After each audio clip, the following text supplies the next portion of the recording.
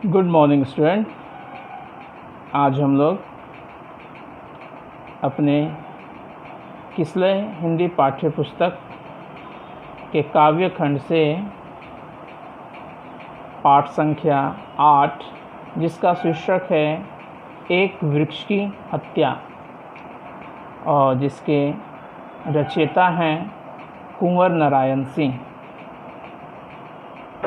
आज उनके हम जीवन परिचय को पहले पढ़ेंगे। तो सबसे पहले पढ़ने से पहले हम जो शीर्षक है एक वृक्ष की हत्या, तो एक वृक्ष की हत्या के बारे में जानेंगे। यानी हम लोग आम जीवन में अपनी स्वार्थ पूर्ति के लिए, अपनी इच्छा की पूर्ति के लिए वृक्षों की क्या करते हैं, काट देते हैं। लगाते कम हैं और काटते ज़्यादा हैं। तो उसी से आहत होकर कुंवर नारायण ने एक कविता रचित की है जिसका शीर्षक उन्होंने दिया है एक वृक्ष की हत्या। तो इस वीडियो में आज हम कविता के पहले पद को जानेंगे और जो इनके रचयिता है, कवि हैं, उनके जीवन परिचय को पढ़ेंगे। तो सबसे पहले इनके जीवन परिचय पढ़ने से पहले हम उनकी प्रमुख जो काव्य है वह है आत्मजयी।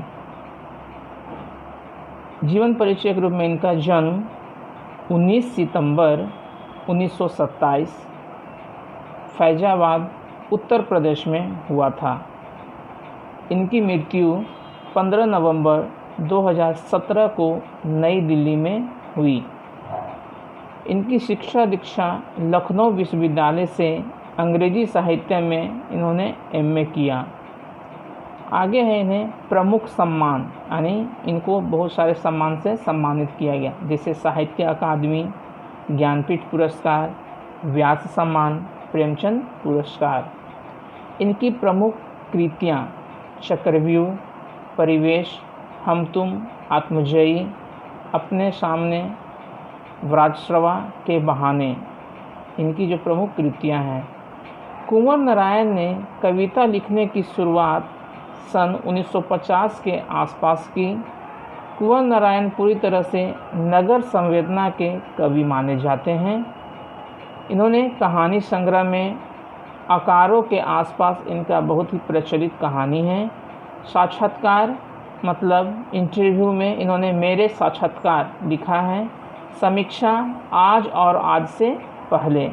और सबसे महत्वपूर्ण बात, यह कविता जो है कुंवर नारायण के कविता संग्रह इन दिनों से संकलित है। जो एक वृक्ष की हत्या कविता है वो उनके द्वारा कविता संग्रह इन दिनों से संकलित है। आइए हम इसके पहले पद को जानें।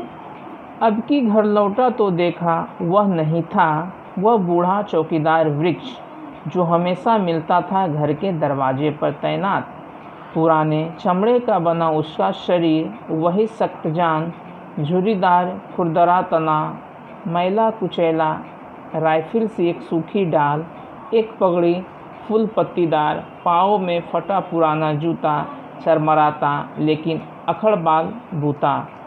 तो इसकी व्याख्या के रूप में हम बोलेंगे कि कवि कहता है कि जब वह बाहर से घर लौटते हैं, यानी जब वो कहीं से भी घर अपने वापस लौटते हैं, तो वह उस पुराने वृक्ष को अपने स्थान पर नहीं देखते हैं और वह आश्चर्यचकित हो जाते हैं कि यह आखिर वृक्ष गया कहाँ। वह जो बूढ़ा एक वृक्ष था, एक जो चौकीदार के रूप में था, घर की रखवाली करता था, वह वृक्ष आखिर गया कहाँ, जो हमेशा कहाँ नज़र आता था, घर के दरवाजे पर तैनात नज़र आता था।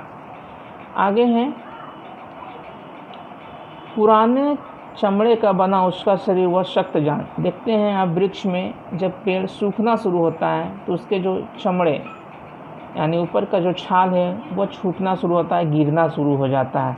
तो उसी चमड़े की छाल की बात कही है। झुर्रीदार खुरदरा तना मैला कुचैला, उनका तन और वह बदन जब हट जाता है छाल, तो देखते हैं किस तरह से गंदा मैला कुचैला, उसका अलग ही रंग दिखता है। यानी कहने का मतलब है पेड़ जब अपना हरापन खो देता है तो उसकी बनावट का जो रंग है वह रंग उड़ जाता है। आगे है, पेड़ का ऊपरी भाग पगड़ी के समान प्रतीत हो रहा था, लेकिन आंधी तूफान से लड़ते भिड़ते विपरीत परिस्थितियों में उन्होंने क्या सारा शक्ति को खो चुका था। अतः हम कह सकते हैं कि हर विषम परिस्थिति में वह पेड़ बहादुर के समान खड़ा रहा, डटा रहा, चाहे कितनी भी वर्षा हुई, आंधी हुई, लेकिन वह घर के रखवाले के रूप में वह डटा रहता है।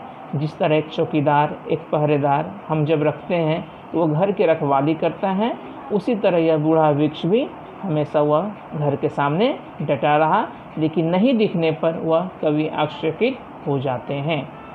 अगले वीडियो में हम लोग इसका दोनों भाग को जानेंगे।